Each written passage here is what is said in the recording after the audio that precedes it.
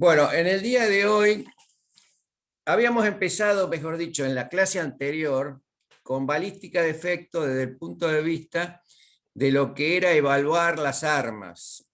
Y habíamos dicho que esa evaluación de armas muchas veces es un requerimiento concreto de...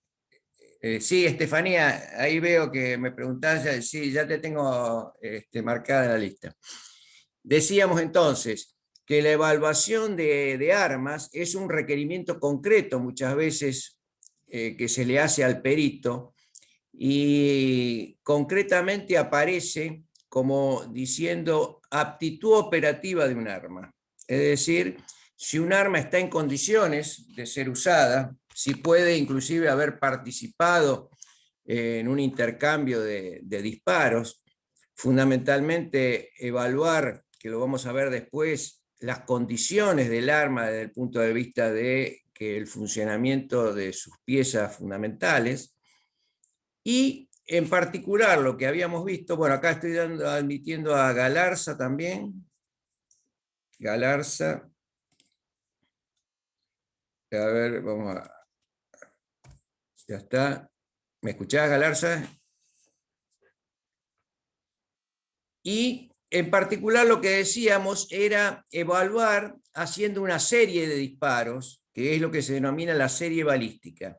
Y los dos conceptos que nos deberían quedar es que se puede hablar de precisión y justeza. Precisión desde el punto de vista de qué concentración es la de una serie de disparos. Es decir, cuanto más chico, cuanto más juntos estén los disparos, estamos evaluando de que tiene una buena concentración o buena precisión. Y justeza es desde el punto de vista de si con el aparato de puntería del arma efectivamente podemos estar sobre el punto a apuntar que buscamos. Esos serían entonces los dos conceptos que habíamos rescatado de la clase anterior. En la clase de hoy, a ver, primero vamos a compartir un video para, como a modo de introducción, y vamos a decir lo siguiente. Vamos a analizar ahora cuál es la participación de un disparo sobre un cuerpo blando y analizar cuáles son las características distintivas de esto. Entonces, vamos a empezar a ver este video y lo vamos a comentar.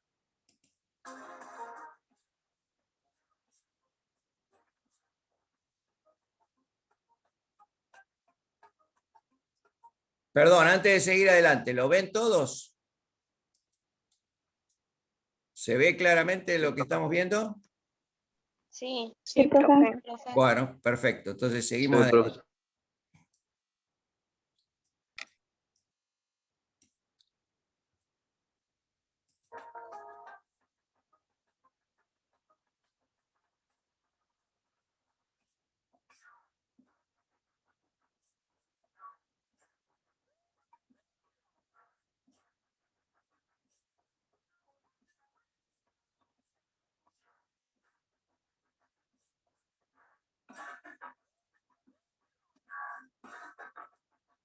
Hasta acá podríamos decir de que estamos viendo el movimiento de la bala dentro del arma, desde la que se produce la percusión, y acá sería lo que hemos hablado largamente en todas las clases anteriores de balística exterior, en donde vemos claramente cómo la bala está tomando el rayado del arma.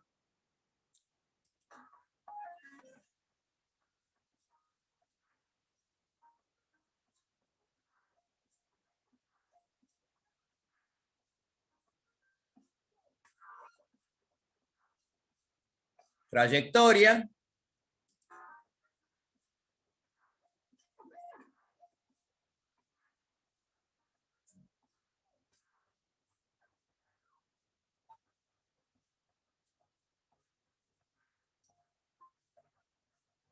Y esta es la puerta de entrada a lo que vamos a desarrollar, la balística de efectos. Fíjense que lo que observamos acá es un pan de gelatina balística, que es vamos a hablar largamente de esto, y es donde se puede observar con una cámara ultra rápida el efecto al introducirse un disparo de arma de fuego en un blanco blando. Es decir, que trata de asemejar las características de un blanco blando, en donde los tejidos tienen la característica de expandirse y después volverse a concentrar, ¿no es cierto? Y nos queda la herida final. Ahora bien, si nosotros observamos en esto, podríamos sacar dos conclusiones que vienen de la balística exterior.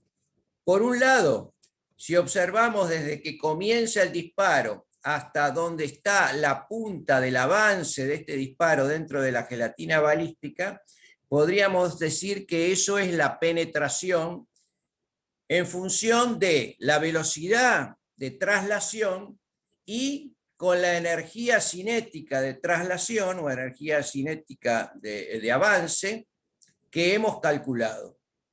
Pero a su vez alcanzamos a encontrar como unas estrías que se observan claramente en la imagen, y estas estrías representarían la segunda magnitud de importancia, que es la velocidad de rotación y la energía cinética de rotación, que queda inclusive en esta gelatina, queda marcada perfectamente.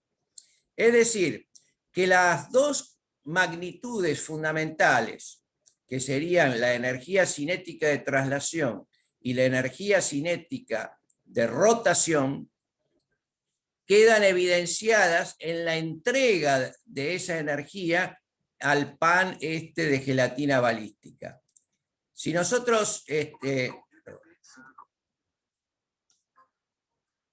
perdón. Entonces, fíjense que un momento antes se observa cómo esta bala, que era una bala maciza y encamisada, se deforma frente a un blanco blando. Es decir, esta es la punta de la bala cuando desarrolla ese movimiento dentro del pan de gelatina balística. Acá observamos el pan de gelatina balística, observamos lo que decíamos de las dos energías, la de rotación y traslación, y acá observamos todo el proceso en cámara lenta del ingreso, en donde se observa claramente que existe un avance en el sentido de avance de la bala, que sería la penetración, y una ampliación en el sentido vertical, en este caso, que sería radial al movimiento de la bala. Fíjense acá, de el perfil anterior, ¿no es cierto?, al nuevo perfil, en donde esto que le vamos a llamar expansión se manifiesta claramente. Acá vuelven los tejidos otra vez a disminuir su tamaño y nuevamente observamos entonces la punta de la bala, en este caso, que estaría deformando, avanzando y deformando esta gelatina balística. Entonces, nuevamente lo vamos a ver acá en cámara lenta, a los efectos. Esta sería la deformación de la bala, este es el pan de gelatina balística, su deformación y el proceso desde que ingresa hasta que se amplía en el sentido radial y se genera la penetración en el sentido de la bala. Bueno, acá lo estoy admitiendo a Walter Guzmán. Vamos a esperar que se incorpore, así mostramos. ¿Me escuchás, Walter?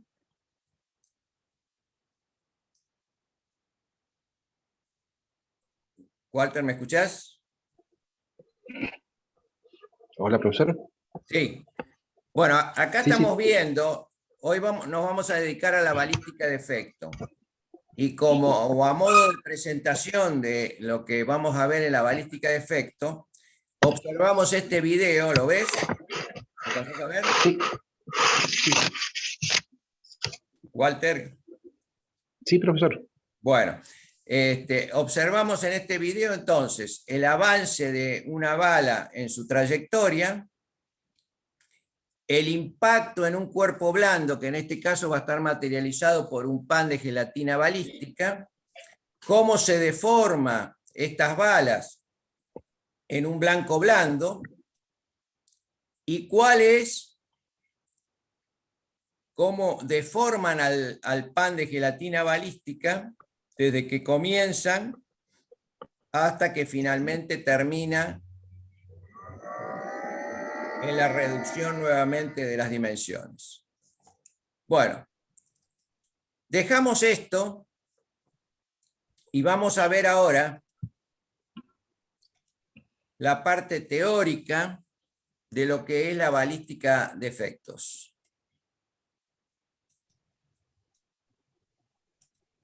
¿Observan la placa que dice balística de efectos? Sí, profe. Bueno, perfecto.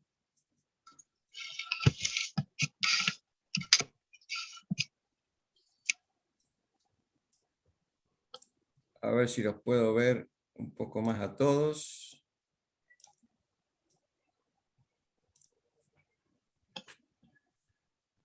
Bueno, entonces, al desarrollar la balística de efectos vamos a ver, en primer punto a desarrollar sería la naturaleza y magnitud de los efectos en el blanco. Y de acá en más lo que vamos a hablar es sobre blancos blandos, es decir, blancos que asimilen a lo que serían los tejidos vivos animales. En definitiva, ¿qué es lo que podemos decir? Cuando se desarrolla un proyectil, porque eso es básicamente el desarrollo inteligente de los proyectiles, se desarrollan en base a que tengan un uso militar o un uso policial. Y veamos cuáles son las diferencias. El uso militar buscará generar heridos, que significa disminuir el poder de combate relativo. Es decir, si yo con un solo proyectil puedo disminuir el poder de combate relativo afectando a más de un combatiente, bueno, evidentemente desde el punto de vista de uso militar es sobresaliente el resultado. Ahora, ¿qué pasa en el uso policial? Se busca neutralizar con un impacto a un solo delincuente, porque de lo contrario sería afectar a inocentes que no estén involucrados en el hecho. En consecuencia, fíjense que acá aparece la primer gran diferencia entre lo que es el uso militar y el uso policial. ¿Se interpreta, Carolina? ¿Se interpreta? Bueno, el segundo objeto de un uso militar es alcanzar largas distancias. Es decir, a mí me interesa colocar un tiro efectivo a 300, 400 o si es posible hasta 1000 metros, con el uso de tiradores especiales. En cambio, en el uso policial no se buscará ese uso, sino que es disminuir la sobrepenetración para reducir los rebotes que puedan afectar a terceros inocentes y que permitan su empleo en lugares cerrados. Es decir, acá aparecen las cortas distancias, inclusive, como dice en este enunciado, en un lugar cerrado. Y en un lugar cerrado, un disparo que pueda tener un orificio de entrada y un orificio de salida, me puede generar un rebote, y ese rebote me puede generar un daño no buscado. Es decir, que nos va a interesar de que la acción sobre un blanco, ¿no es cierto?, empiece y termine en ese blanco. Ese sería el uso policial ideal. Luego, en el uso militar, desde el punto de vista reglamentario, ajustarse al artículo 23 de la Convención de Ginebra. Las balas deben ser encamisadas, que no se expandan o aplasten en el cuerpo humano sin cortes o incisiones. Es decir, que tiene que ser una bala compacta, que esté encamisada casualmente, y que al momento del impacto, como veíamos en el video, no se deforme, no produzca esquirlas, que las esquirlas casualmente pueden ser un pedazo de la camisa que se desprenda. Es decir, que se mantenga como una unidad compacta, en donde el proyectil ingrese y en lo posible tenga orificio de salida, sin que se produzcan daños más importantes en el cuerpo. En cambio, desde el punto de vista de uso policial, como nos interesa que todos los efectos queden en ese blanco buscado, un alcance suficiente para ser efectivo en lugares abiertos y que las características de una bala que pueda desmembrarse, ¿no es cierto?, no sería algo que está en contra del uso policial. Ahora bien, en particular en la Argentina, estas balas están prohibidas para el uso policial, es decir, balas de punta hueca, balas de punta deformable, ¿no es cierto?, están prohibidas también a nivel del uso policial. Pero nosotros vemos en otras fuerzas de seguridad de otras partes del mundo, en donde lo que se ha difundido son balas que tengan casualmente grandes efectos en blancos blandos. Bueno, dicho esto, a modo de introducción, vamos concretamente a los conceptos básicos de lo que es la balística de efectos. El concepto que vamos a empezar a hablar es el de transferencia de energía en el choque. Es decir, nos va a interesar que una bala se aproxime al blanco con una buena velocidad, una correspondiente también una energía cinética adecuada, una buena velocidad de rotación y una adecuada energía cinética de rotación. Pero al momento de impactar en un blanco blando, lo que nos va a interesar en particular para que ese proyectil tenga el mayor efecto es que haya una correcta transferencia de energía. Yo puedo tener una bala que se aproxime con una energía cinética muy grande, pero al momento de chocar en el blanco, la transferencia de energía es muy baja. Estos son generalmente los proyectiles, como puede ser un 9 milímetros encamisado, en donde tiene un orificio de entrada, tiene un canal de la herida y finalmente la bala termina teniendo un orificio de salida y la continuidad de la traslación de esa bala fuera del cuerpo con la posibilidad de un rebote, como decíamos, en una pared, en un piso, etc. Por el contrario, podríamos tener una bala que entregue tanta energía en el cuerpo que no tenga orificio de salida y quede dentro del cuerpo. Es decir, esos serían los dos extremos. En función de eso vamos a definir, a partir del concepto que entendemos de transferencia de energía en el choque, que la energía se va a manifestar, por un lado, con penetración, que sería la continuidad en el sentido de avance de la bala, y por otro lado, como expansión. Por eso es que quise mostrarles inicialmente el video que hemos visto, en donde veíamos claramente que era un avance de la bala, por un lado, y por el otro lado, una extensión en la expansión a nivel radial, es decir, en el sentido radial de la bala. Estas dos magnitudes, o estos dos efectos, podríamos decir, la penetración por un lado y la expansión radial, se contraponen. Es decir, que si yo en un momento dado tengo una bala con gran capacidad de penetración, bueno, su expansión radial va a ser muy escasa. Y por el otro lado, si tengo una bala con mucha expansión radial, su penetración puede ser tan escasa que pueda llegar a no tener entonces orificio de salida. Gabriela, ¿se entiende? Sí, sí, sí, entiendo. A ver, ¿me podrías repetir el tema del concepto de transferencia de energía y los dos conceptos de penetración y expansión? Sí, a ver. Yo estoy escribiéndolo en la computadora. La energía se va a manifestar por un lado de modo de penetración, que es el impacto que va a dar en el blanco, Sí, y la expansión radial. Si la bala tiene mucha expansión radial, su penetración es casi inexistente. claro.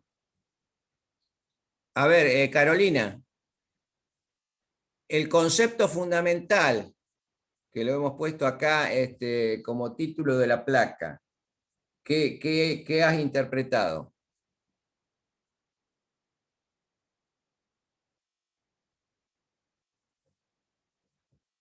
¿Me escuchás, Carolina? La transferencia de energía en el choque. ¿Cómo me lo puedes decir en palabras sencillas? ¿Qué significa?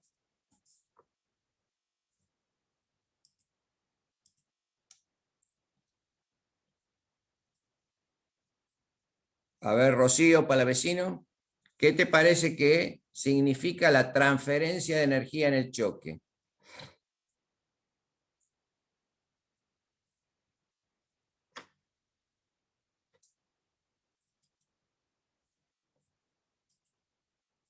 Guzmán, Walter, ¿qué te parece cómo podríamos resumir la transferencia de energía en el choque? Que al momento del choque, la mayor expansión es menor la penetración del dispositivo y viceversa. Bueno, A menor expansión es mayor la penetración. lo voy a decir en dos palabras y me interesa que lo mantengan como concepto fundamental.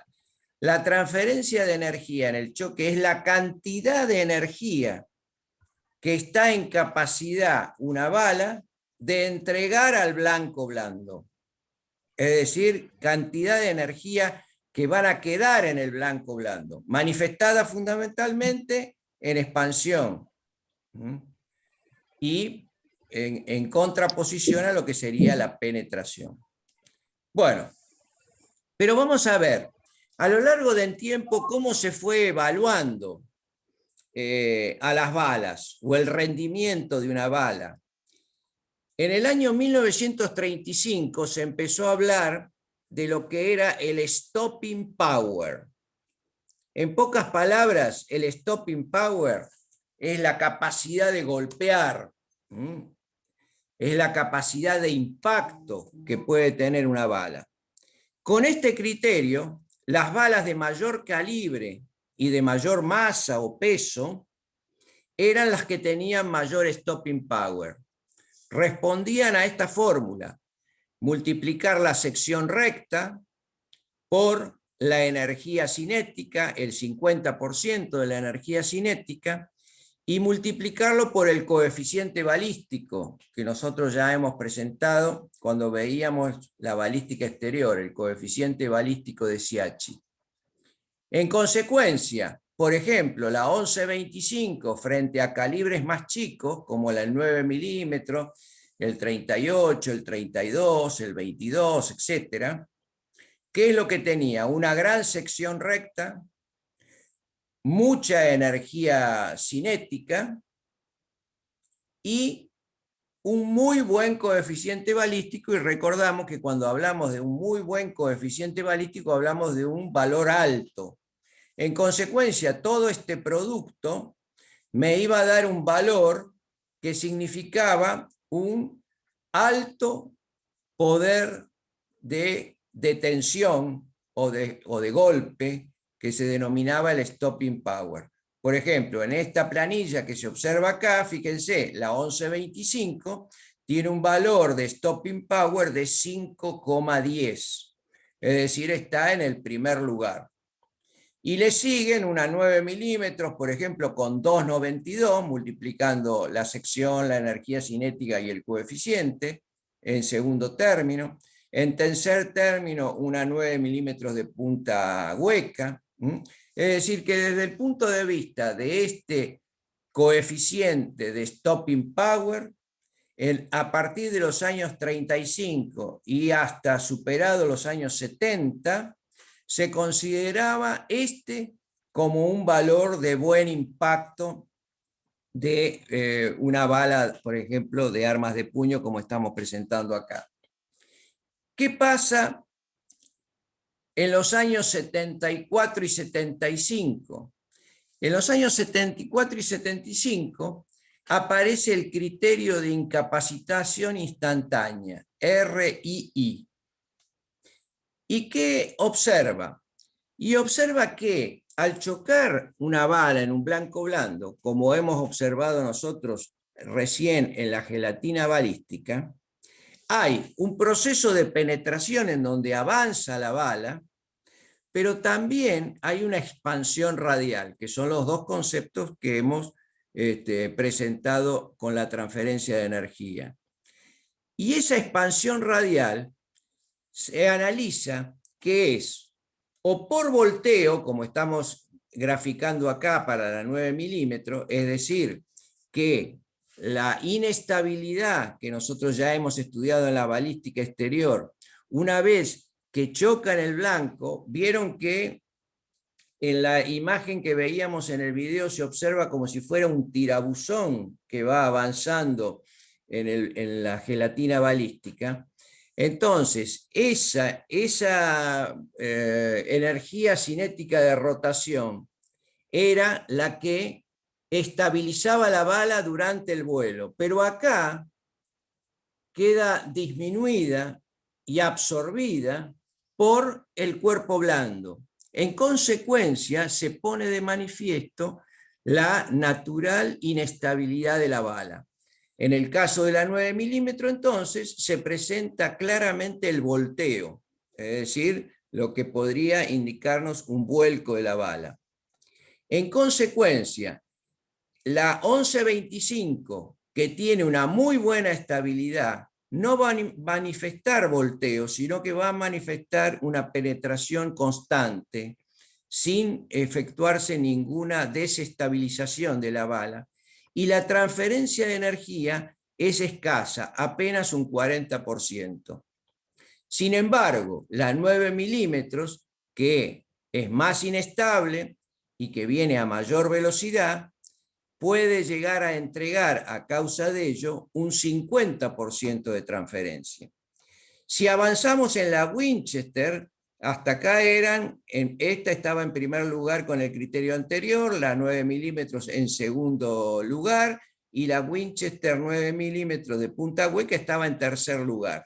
Sin embargo, esta, ahora, que estaba en tercer lugar, presenta volteo, como observamos en la figura, pero además deformación, porque es lo que observábamos en el video, de que la punta de la bala se abre y se produce una deformación de la bala.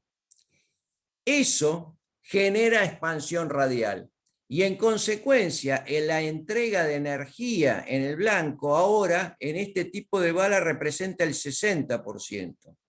De la misma manera que representa un 60% si presentamos una bala maciza de plomo, que también presenta volteo y deformación, entregando, igual que la anterior, un 60%.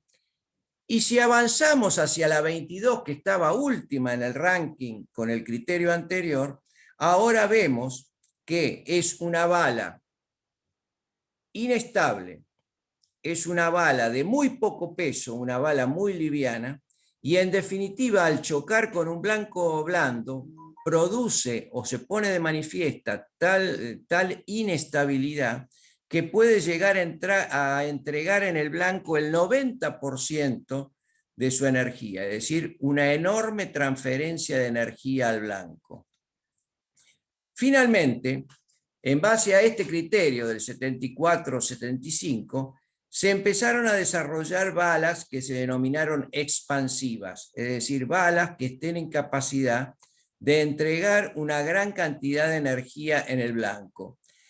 Y en consecuencia, el primer desarrollo o el desarrollo más notable fue el de lo que se denominó la 9 mm Glaser Safety Slack, que observamos en el último reglón.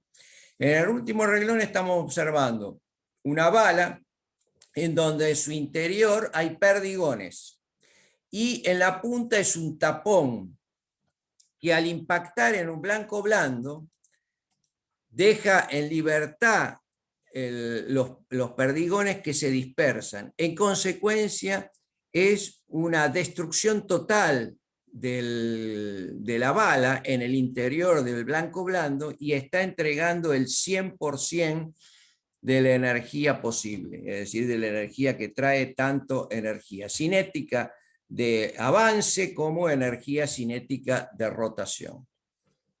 ¿Se entiende, Carolina? Entonces, con el avance de este criterio, dejando de lado el stopping power y empezando a hablar de lo que es la incapacitación instantánea, es que a nivel de las Fuerzas Armadas de todo el mundo y de las fuerzas de seguridad, se reemplaza el calibre 11-25 que